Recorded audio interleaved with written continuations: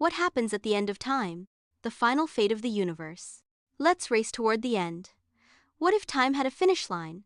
Not just for Earth or humanity, but for everything that ever existed. Let's dive into one of the most haunting and powerful questions in the cosmos.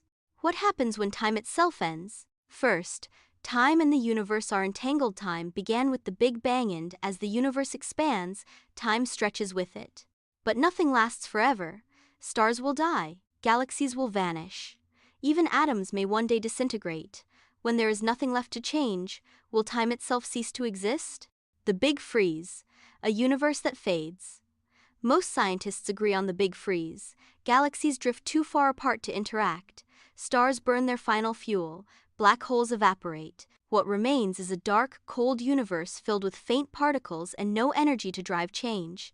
Time becomes meaningless because nothing happens anymore. The Big Rip, a violent ending.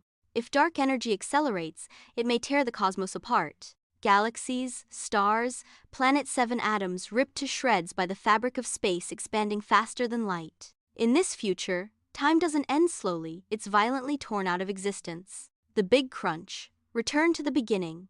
If gravity someday overpowers expansion, everything collapses back inward. The universe folds into itself. Time reverses its path until it all ends in a single, crushing singularity. But some suggest this isn't an end at all. It could be the start of a new cosmic cycle. So, what does the Quran say?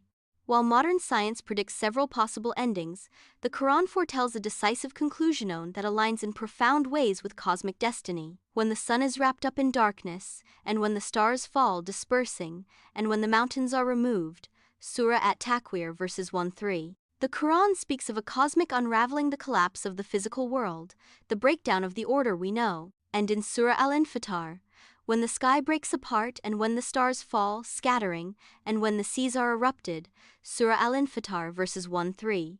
These verses describe a universal collapse, echoing the imagery of the Big Crunch or Big Reap, a world undone by forces beyond comprehension. And most profoundly, the Quran reminds us, everyone upon the earth will perish, and the face of your Lord, full of majesty and honor, will remain forever. Surah ar-Rahman, verses 26-27. Time ends, matter fades, only the eternal remains. When time ends, truth begins. So, what happens at the end of time?